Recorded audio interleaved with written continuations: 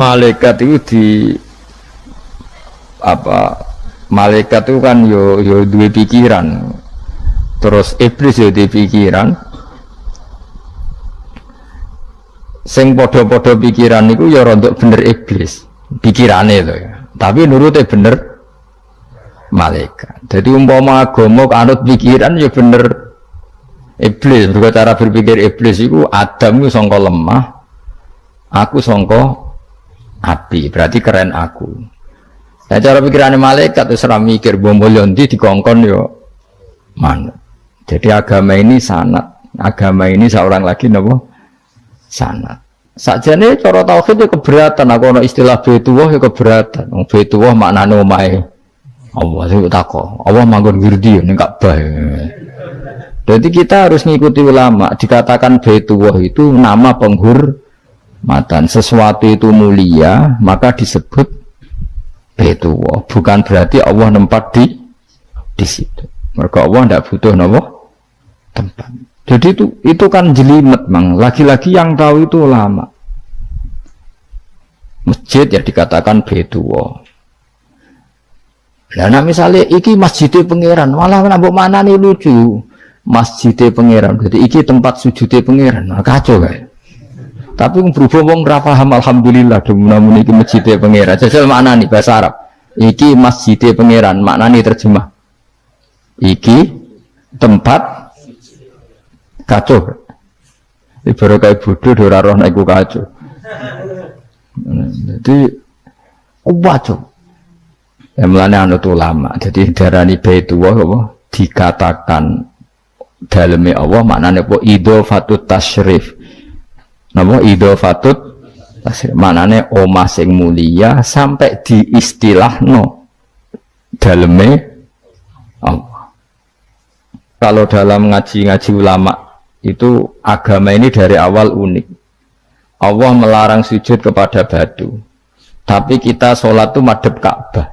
Kemudian juga ada batu. Makanya kita harus menanamkan bahwa semua sujud itu lillahi ta'ala. Nah soal ada arah ya penting arah. Nggak mau arah madhep segoro kidul repot. Jadi arah itu mau dipakai kesepakatan untuk menunjukkan kalau kita muslim arahnya sujud itu ke Ka'bah, tapi tetap sujud kita hanya lillahi ta'alanya karena Allah. Ini Nabi nanti takut Yahudi Muhammad nak langit bumi itu sok ben hancur pas kiamat, terus manusia sing mati mulai Adam sementara ditakut endi. Jadi kan nak takut ngono mirip so, mirip Yahudi, nak mirip Sugair apa, nak mirip Ngamure. Jadi agama ini selalu disoal pakai akal. Jadi agama tanpa akal ora iso berdiri, tapi kalau terlalu bawa akal itu ya repot. Ya makanya tadi itu pentingnya riwayat. Seorang lagi pentingnya apa? Riwayat. Makanya coro Imam Malik itu nggak suka sama agama di logika itu nggak suka. Karena nanti orang yang punya logika terus merasa lebih punya otoritas terhadap apa? Agama. Itu sesuai ngono agama itu angel oleh nerangno sampean agama kok. Sampai kita bedheki Nabi Adam diusir kondi. Swarga. Terus swargane Nabi Adam saiki didakoni. Mergo swarga iku luase sak langit bumi. Lah nek iku saiki didakoni ndi wong. Swarga lebih luas ketimbang langit. Kan enggak mungkin sesuatu yang luas diletakkan di yang sempit. So, akhirnya Mu'tazilah gak percaya anane swarga zaman Nabi Adam. Jadi swarga sing cerita Adam itu tidak sama dengan surga yang nanti arduhas samawati wal ard. Jari ahli sunnah yo sono. Lah ning di Isra'ah pokoke ono. Ya itu kan sama-sama terus diterusno wong debat. Ya sudah guys. Nah cara aku wis mlebu sik engko gampang nerangno nek wis bar roh. Secara teori kan gitu, ora roh kok nerangno ya sakwise. Bro. Ya sudah sampeyan bu swarga wae lagi apa? Lagi nerangno. Pas aku nerangno kowe ra ning swarga ya ora ketemu. Wis ngono enak nang cangkem elek ngono wis aku ben nerangno kowe ra ning kono ya wis akhire Kak. Apa cocokan sampeyan aku tak nerangno swarga lah sing kono ben nerangno neraka. Koroe neraka. Agama itu unik. Ya karena tadi apa ya? Dari awal agama ini di kaum yakilun, tapi akal yang berlebihan itu ya mengganggu agama. Ya sudah, makanya seorang lagi itu riwayat ya, sebagian ini apa? Riwayat.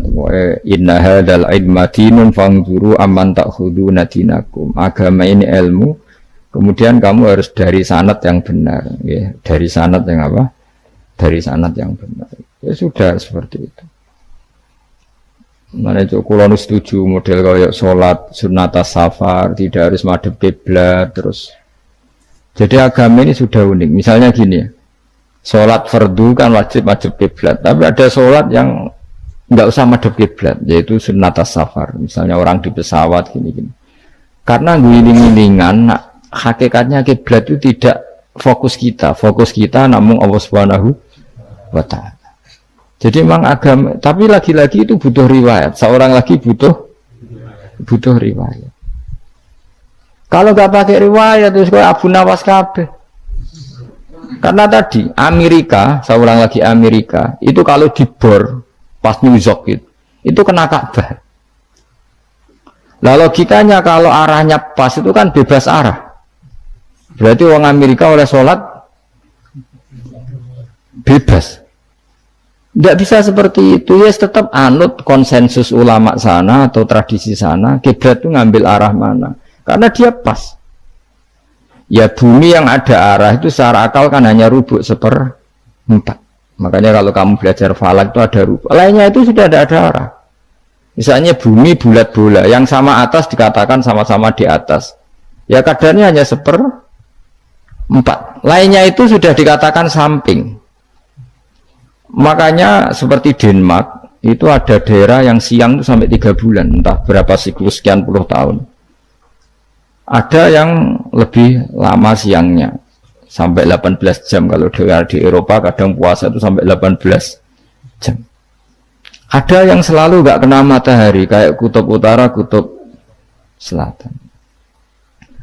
Nah makanya kalau misalnya sholat itu ngikuti apa? Kalau ngikuti matahari, orang kutub sholatnya hanya maghrib, isya, subuh. Gak wajib poso, orang tahu ono rino misalnya. Ya tidak bisa seperti itu. Jadi kalau nuruti logika kan terus berdebat terus. Tapi kalau nuruti rasa sebagai hamba. Orang kutub butuh sujud sama Allah, orang kutub butuh loyal sama Allah dengan memperlakukan puasa. Ya sudah, akhirnya kita harus puasa. Nah, lalu kalau ukurannya matahari, mereka tidak punya matahari. Memangnya puasa itu penyebabnya wujudnya matahari, apa penyebabnya loyalitas sama Allah Subhanahu wa Ta'ala? Loyalitas. Kalau penyebabnya matahari ya, berarti kalau nggak ada matahari, nggak usah apa? Tidak usah seperti itu cara berpikir. Makanya ngikuti ulama, karena ulama yang tahu tradisinya Allah dan Rasul. Ya seorang lagi ulama yang tahu tradisinya Allah dan Rasul. Meskipun ya kadang saya enak dewe ulama. Mereka ya kadang ya mau kalau bolak-balik ngomong gak diterang nombek cangkem elek ora paham-paham. Makanya masyhur itu ada kiai di debat sama orang rodok PKI. Pak Kiai, kalau setan dari api masuk api kan biasa. Terus susahnya apa? Mau materinya dari api. Terus Kiai itu mek lemah, sawurna raine. Loro cung, nggih sakit. Kau jae wong kok lemah, kena lemah kok loro. Karena serak kena diterangno. Manusia materinya kan dari tanah, berarti kena dipendem urip-uripan. Piye sih? Ya loro ya, lha iya jare kok lemah kok dipendem ning lemah kok. Karena dijelaskan pakai lisan yang baik, gak paham-paham. Sebenarnya kita ini ingin selalu baik, tapi ada orang-orang diterangkan cara baik-baik itu paham. Kayak misalnya ono wong kondo, Gus kula nu bojo kula cerewet ngene-ngene, apike kula pegat dicereweti bojo mbek diarani dudo lara ndi. Lara diarani dudo isen.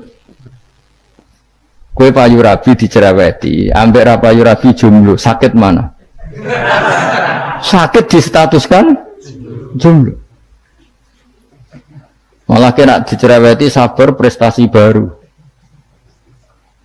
Mesti wong diwolak-walik. Lan jare sekolah tak malah ulah seneng Imam Syafi'i.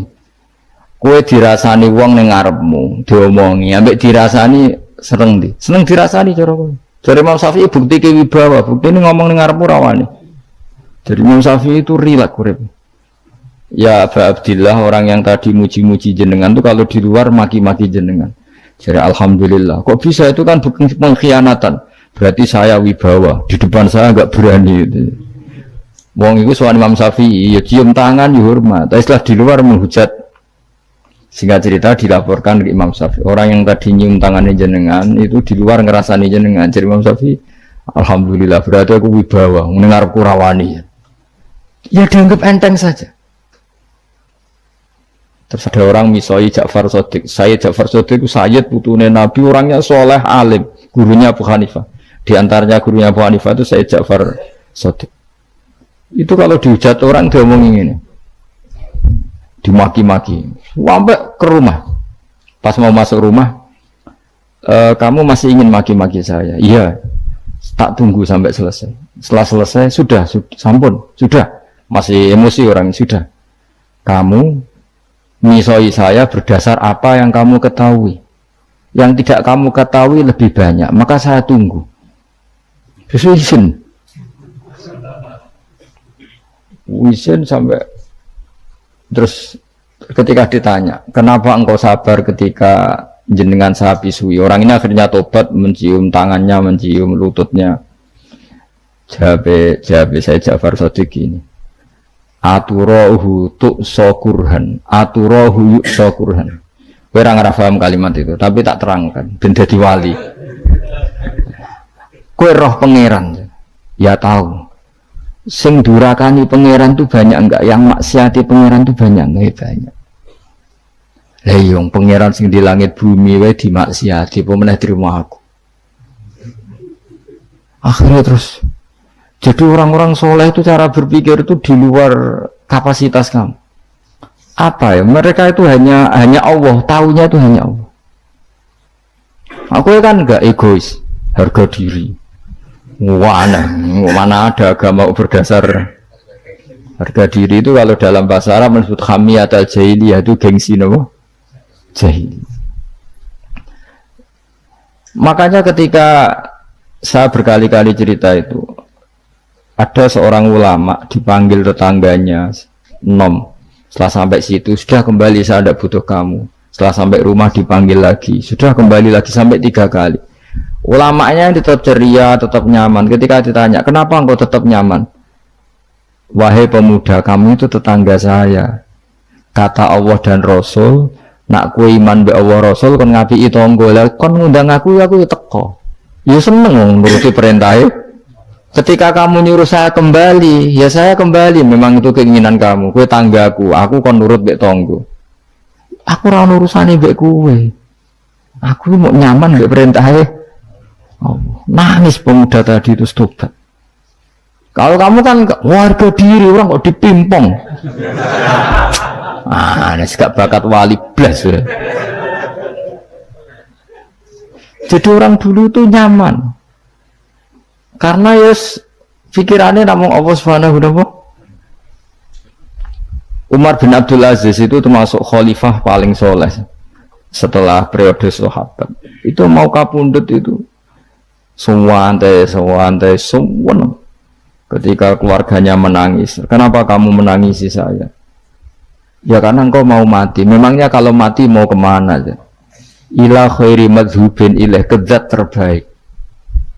Terus aku mbok kon urip awor kowe gak jelas iso ngrumat aku ta ora, anak Allah malah jelas. Saiki apik ndi urip mbek wong ora jelas sampai sing jelas. Ya wis kapundhut.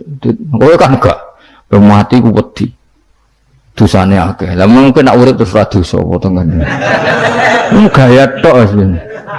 Dosa kula cek kathah Gus kok mati terus.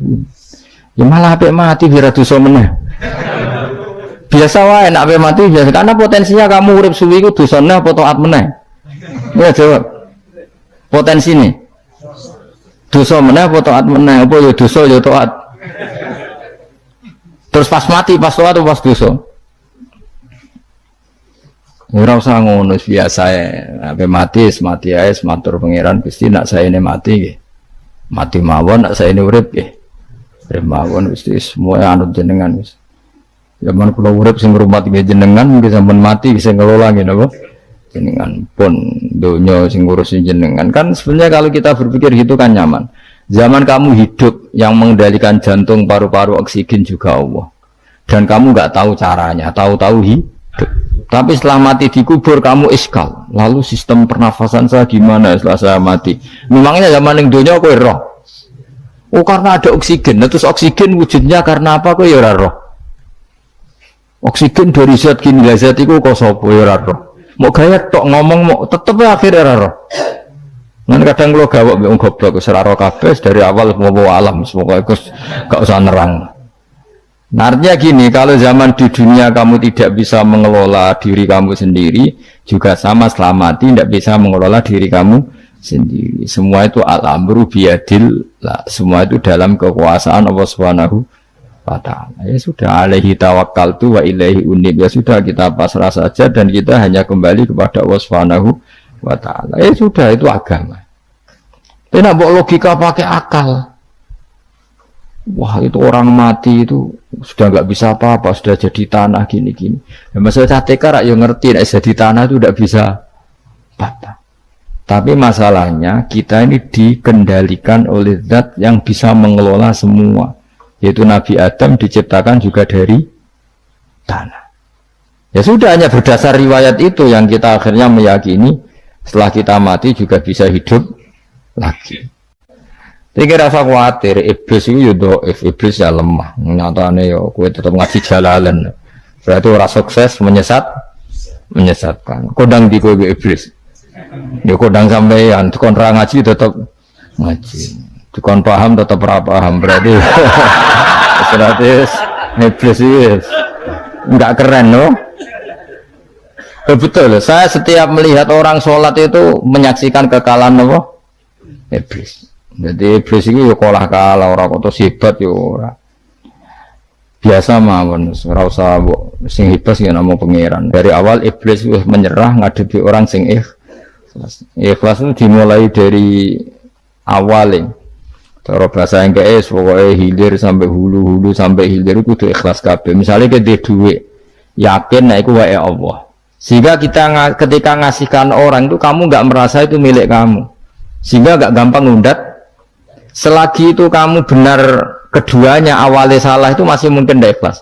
Uang ini milik saya, tak kasihkan kamu dengan ikhlas. Kalimat milik saya ini menjadikan suatu saat kamu jadi undat-undat karena milik saya. Tapi kalau ikhlasnya dari depan, uang ini milik Allah, ilmunya bahak milik Allah, terus tak kasihkan kamu juga hambanya. Dari awal kan merasa saya tidak punya apa-apa.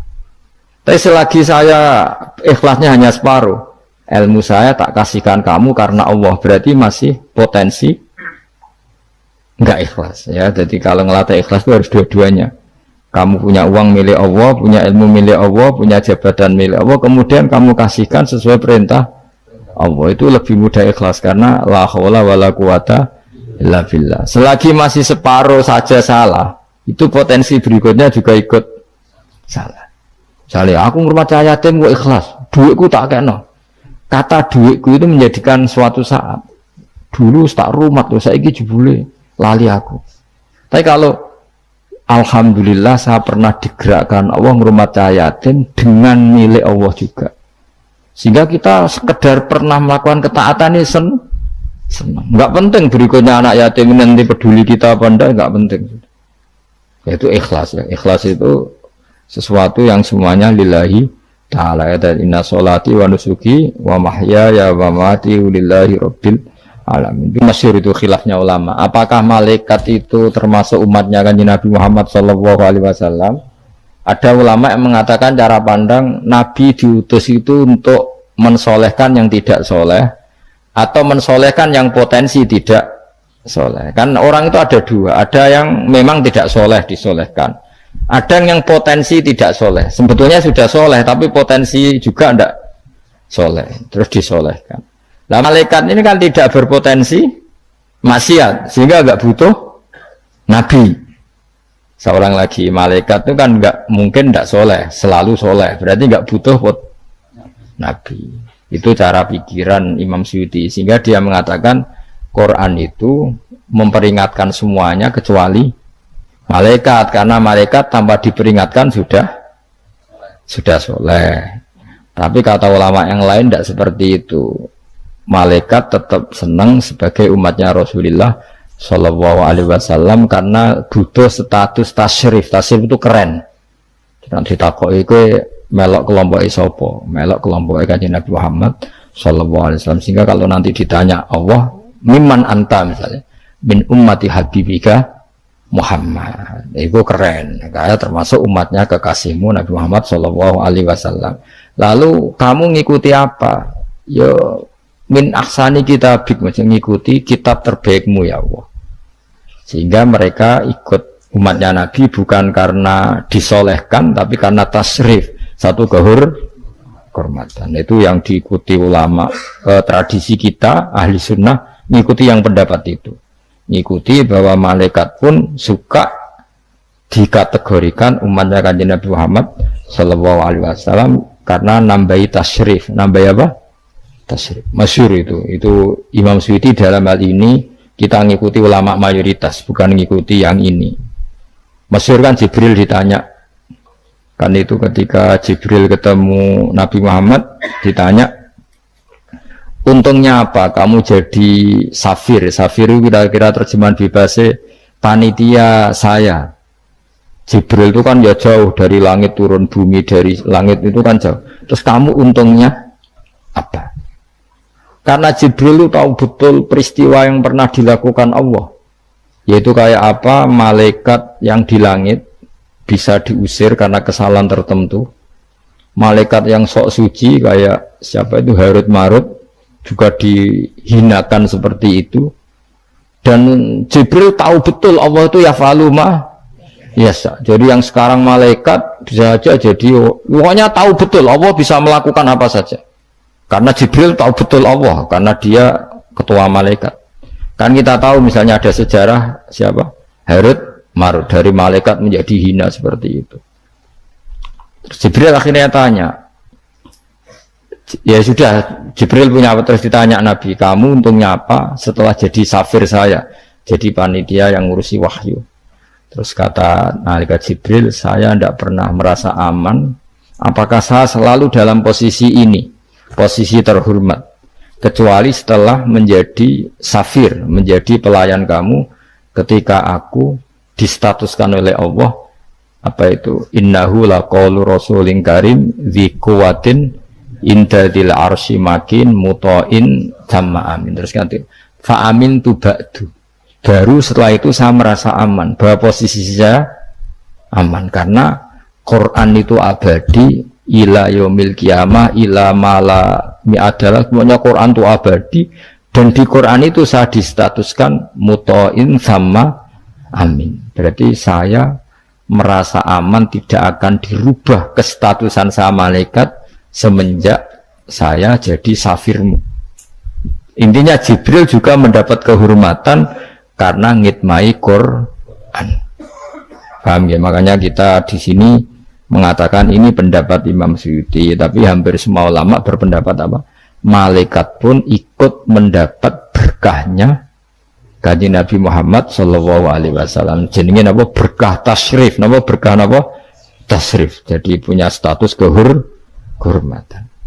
Nah, yang dikatakan Imam Suyuti itu murni logika. Murni logika tadi, yang namanya Quran itu memberi peringatan supaya enggak soleh menjadi soleh, dan malaikat tidak butuh itu karena sudah selalu soleh ya. Jadi itu logika saja, tapi kita berkeyakinan malaikat pun butuh, tapi untuk kehormatan.